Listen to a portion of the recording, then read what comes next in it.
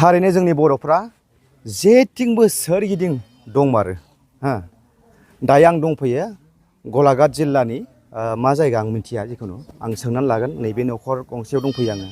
दा मानसि दंना गैयाथाय आं सोंना लानि बे जायगानि सोमोन्दै आरोना बे गलाघाट जायगायाव माब्रै बर' रायजोफ्रा बा बर' सुबुंफोरा रायजो जायो बिनि सोमोन्दै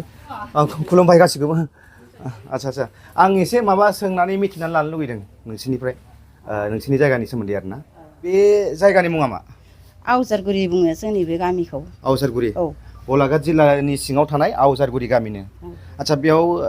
नोंथांमोना बेसेबांसो गोबाव जाखो बेयाव रायजो जाफैनाया जोंनि थानाया बेयाव 79 सननिफ्रायनो दं होननांगोन अ सिगांनिफ्रायनो दङ औ जों बेहायनो माने जन्मबो जाबाय जोंनि आइ आफामोना 79 सननि सिगाङावनो दंफैबावो ओमफ्राय जों बेहायनो जन्म जानानै जों बेहायनो हाबा जाबाय दा बेयावनो जों दङ आरो होमबा बिदिनो एखेबारे थागिबि बेलेग जायगानिफ्राय फैनाय नङा बहाबा डिमापुरनि बहाबा क'क्राझारनिफ्राय फैनाय नङा आरो नङा जोंहानि ओमफ्राय आंथ' बे थागिरि जाखाबाय ओमफ्राय आंनि हासबेन्डआ माने क'क्राझारनिमोन आरोना क'क्राझारनिमोन आरो दतमा आচ্ছা क'क्राझार दतमानिमोन आरो औ बिनिमोन आচ্ছা बे जायगायाव बे नोंसिनि ओनसोलाव बे गलाघाटआव बेसेबांसो बर'फोर दङ बेयाव बुंनो हागोन मिथियो नामा एसे आं बर'फोर अनुमान ओरैनो अनुमान बेसेबां आं दा बुंनो हाजोबा 15-20 हाजारसो जागोन बायदि मोनदां भटार लिस्टफोराव बारासो दङ आरो नैबे जोंनि गलाघाट धोनस्रि आनसलिकनिया एसे खम ओमफ्राय सिसिबानिथिं एक्सट्रा दंबावो आरोना आनसलिकआ मोनबेसे दं बेयाव जेनेबा आनसलिकआ जों दा मोननै बायदि जानानै दं मोननै बायदि जाना दङ ओमफ्राय नोंसोर बबे धोरोमनि न'खर एसे बुंगोन बबे धोरोमनि जोंथ' आरो गोदोथ' जों बिमा बिफानि न'आव बाथौमोन ओमफ्राय आंनि हासबेन्डआ गोदोनिफ्रायनो बिमा बिफाया ब्रह्म नालाय जोंथ' हिनजावनि फिसाया उफाय गैया ब्रह्मआवनो थानांगौ जों दा हाबा जाफैबाय ब्रह्मआव थाबाय बेखायनो जों ब्रह्म सिबिनानै दा जों ब्रह्मखौनो मोजां मोनो ब्रह्मआवनो जों गावनि धोरोम आंगोनि आंगो धोरोम होननानै जों सानो आरो आচ্ছা बे आवजारगुरि ओनसोलाव बबे हारिनि रायजो जानानै बबे हारिया रायजो जानानै दं बेयाव बेहाय औ ओरैनो मा हारि दङ दा जोंनि खाथियावथ' मनुपुरि दङ मणिपुरि औ मनुपुरि आচ্ছা आनिफ्राय बांगाल दङ आनिफ्राय नेपाल दङ नेपाल ओमफ्राय बङालिफोरबो दङ ओमफ्राय नागाबो दङ आरोना बाब माने मिक्स जोंनिफ्राय बांसिनसो ओरैबायदि मिक्स माने लोगोसे आरो असमियाबो दंबावो आচ্ছা बेयाव ओमफ्रायो दा जोंथ' नुदों नोंसिनि ओरै साखाथि बाखाथि सोरगिदिं हाजो बे हाजोआ नागालेण्ड हाजो नङा होमबा औ नागालेण्ड माने जों उन्दैनिफ्राय नुनायावथ' नागालेण्ड आरो रिजार्भजोबमोनबो बेबो ओमफ्राय बर'फ्रानो माने सिफायनानै बेखौ लांदां खालामदों ओमफ्राय बांगालफोर थानाय हिसाबाव माने नागानि एरिया खाथियाव थाहैदों जों बर'फोरखौ बेंनानै दोननाय बायदि जादोंमोन आरो ओमफ्राय दा बिसोरो जोंनि माबा हेमन्त मामाया मालाय गावनि पावारजों इलेक्सन बानायनानै ओमफ्राय दा नागाफ्रा एसे गाग्लोबगासिनो दं आरोना आচ্ছা होमबा नागाजों बर'जों माब्लाबा समाव दावराव जायो नामा बर'जों बारा जाया होमब्लाबो दा जोंनि बै एसे थांनानै नफानि थुरिबारि होननाय दं जनापुर खाथि नैबेथिं माने एसे दावराव जाबाय थायो बिसिनि नागा नालाय आदि आरो गायो बर'फ्राबो दा बेखौ बिसोर माबा खालामबाय थायो आरोना सेलायबाय थायो आरोना एसे दावराव जालांबाय थायो बारा गोबाव थाया थाबैनो दावराव जाबाय थायो आरो मोनसे मिथिनानै लाबावनि नैबे जि गलाघाट जिल्ला बेयाव ओरैनो जोंनियाथ' जेरै गहपुरा बिटिसि गोलैबाय होमबा दा बेयाव मा गोग्लैयो बेयाव माने दा साननानै लायो बन ओनसोल होननानै बुङो आरोना बिटिसिबो जायाखै नालाय दा थारमाने बन ओनसोल रिजार्भ बायदि एसे जानानै दङ आरोना माने BKWSC आव गोग्लैयो आरोना औ BKWSC होनो नामा बिदि आচ্ছা BKW बर' कसारि अट'नमास काउन्सिलाव गोग्लैयो होमबा नैबे एरिया अट'नमास काउन्सिल माने जानाय बायदि जानानै दंथ' आरो बेयाव बर' कसारि अट'नमास काउन्सिला बिनि चिफखौ मिथिदा मिहिनीश्वर बसुमतारी सार नङा होमबा मिहिनीश्वर नामा बे चिफनि नामा दा बेयाव माब्लाबाफोर फैयो नामा सारा नायफैयो नामा बे एरियाखौ सारखौथ' आं मिटिंफ्राव बारा माबानाय जायाखै ओमफ्राय जोंना बे प्रदिप सरगयारि बे EMआ बेनो माने माबायो आरोना जोंनि बे एरियाखौ बे ओनसोलखौ नैबे EM सार प्रदिप सरगयारिया बे ओनसोलखौ नायो जाहैबाय आरोना आচ্ছা थिगानो दङ बेनो माने खबर लायो बबाव मा जादों नागाजों दावराव जाबाबो बिसोरनो माने एसे कभार खालामजोबो आरोना दा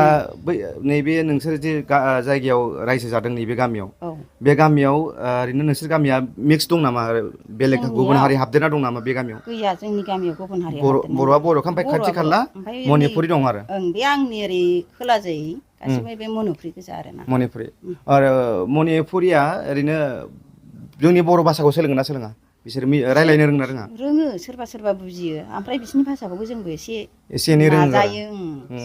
बुजियो मोनो आरोना रायलायोबो जोंबो फंसे रायलायनो हागोन नामा फंनैसो नोंनि नामा मा होनबा मा होनो नोंनि नामा माने बिदिनो नोंगि नाम होननानै बिदि निंगि नाम माने एसे मणिपुरिखौ आंबो माने गावनि खारि होनजां साके होनो आरो गारि हानजां साके मा ओंख्रि संखो बा खारि हांजां संर' होनो आरो बिसोरबो जोंनि रावखौ एसे एनै सोलोंबाय आरो बेबायदिनो नोंसोर सङाखै होनोबा थं दे साग थं दे होनो आरो नाखौबो होनो ङा होनो जों ना होनो बिदिनो मिलायो आरो थावाबो थावखौनो होनो बेबायदि मणिपुरि भाषाजों एखे मोनो जेरै जोंना गोदोनि समाव राजा इरागदावानो मणिपुरि सिख्लाखौ हाबा खालामदों नालाय जों जारिमिनाव फरायबोनो मोनदों नङा होमबा राजा इरागदावा मणिपुर औ नोंसोरो दाबायदियाव BTC आव हाबनो गोसो जागोन ना जाया बड'लेण्डआव जानो गोसोथ' जायो ओमफ्राय जाबा हांगौ साननानैसो दङ आरोना जोंबो दा कन्टिनिउवास नङाना नङा कन्टिनिउवास नङा नैबे जे गलाघाट जिल्लाखौथ' नोंथांमोना मिथिखायो हाजो माने कार्बि आंलं आरो लोगोसे मा होनो नागालेण्ड हाजो बे हाजोजोंसो नांजाबनाय नालाय औ दा बेखौनो जों सानदों आरो दाखालि जेरै बागुरुम्बा दोहौबो मोसाखांबाय नङा होमबा बयबो ससियेल मिडियानि गेजेरजों नुदों निउसनि गेजेरजों नुदों दा बेयाव बागुरुम्बा दोहौआवबो जोङो मिथिदों जे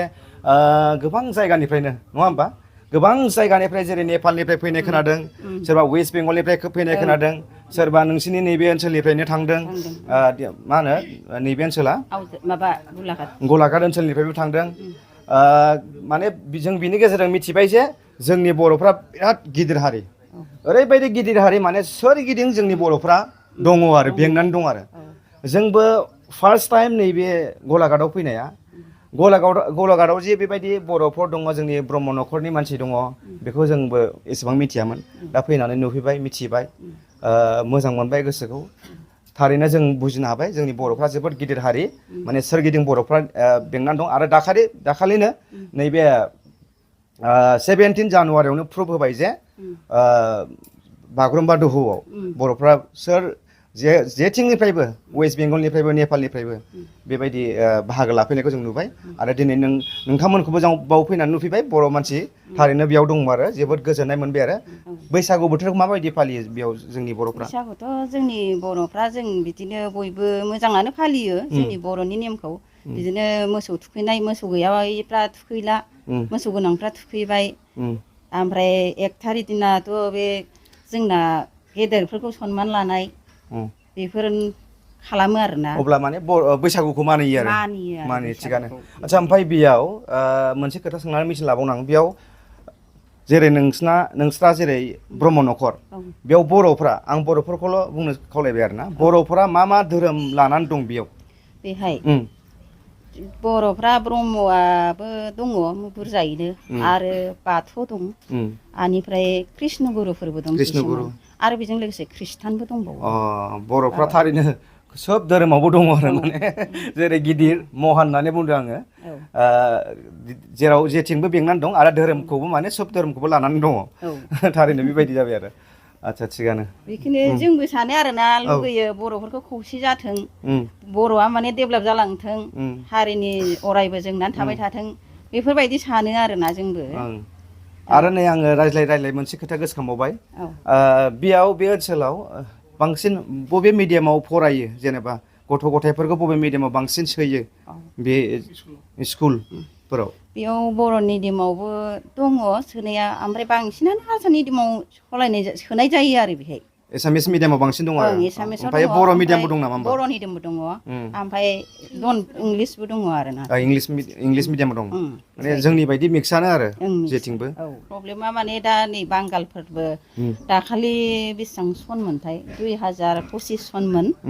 ओमफ्राय थारिखखौथ' आं बारा माबाबाय थायाखिसै ओमफ्राय बेहाय इलेक्सन जानायनिफ्राय नै दा एसे गिनाय बायदि भाब दंबावो आरो आच्छा आच्छा माने जाबावगोन बा बिसोरनो माबा मोनसे खालामगोन नामा बा नागायाबो खालामगोन नामा नागाजों बांगालजों लोगो नांनानै बर'फोरखौ माबा मोनसे मेगन नांनानै दं खोमा बेबायदि एसे सन्देह दंगासिनो दं आरो बेखिनियावनो जों नोंथांमोननि सिगाङाव दान्दिसे नैबे सावरायनायखौ गलाघाटनि जे सोमोन्दै बुंनायखौ जों बेखिनियाव फोजोबबाय आरो जों नोंथांमोननि सिगाङाव बिदाय लाबाय एसेनोसै गोजोन्थों।